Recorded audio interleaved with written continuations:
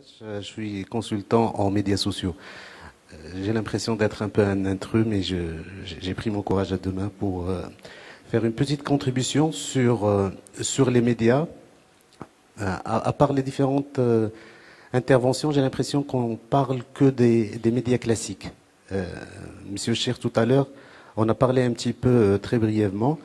C'est-à-dire qu'aujourd'hui, dans la configuration actuelle, dans la configuration passée, on était un média en face d'un public. Il n'y avait pas d'intermédiation. C'est-à-dire que les messages qui étaient portés par le média étaient perçus directement sans intermédiation. Avec les médias sociaux, justement, on ne lit un article qu'à travers le partage d'un contact sur Facebook, sur Twitter. On va voir sur YouTube une vidéo, mais tout de suite, on va voir les commentaires qui sont là.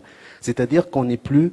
Les rédactions, la ligne éditoriale n'est pas la seule qui est définie par les différents médias classiques, ne sont plus les seuls déterminants de l'image de la femme ou de comment le message sera perçu par le public. Et il y a ce rôle des médias sociaux et donc de la société, de jeunes, de différentes personnes qui vont apporter leurs commentaires, leurs opinions et qui vont soit être en ligne avec ce qui est dit par le média, avec la ligne éditoriale, soit qu'ils vont utiliser ce message, mais le traiter à leur manière. C'est-à-dire que le défi n'est pas seulement que les médias classiques, les rédactions, les journalistes, les différents contributeurs doivent travailler dans le sens de l'amélioration de la femme, mais aussi il y a ce public qui contribue et finalement c'est la société elle-même qui va influencer l'image et la manière dont il sera perçu par le public. Merci beaucoup.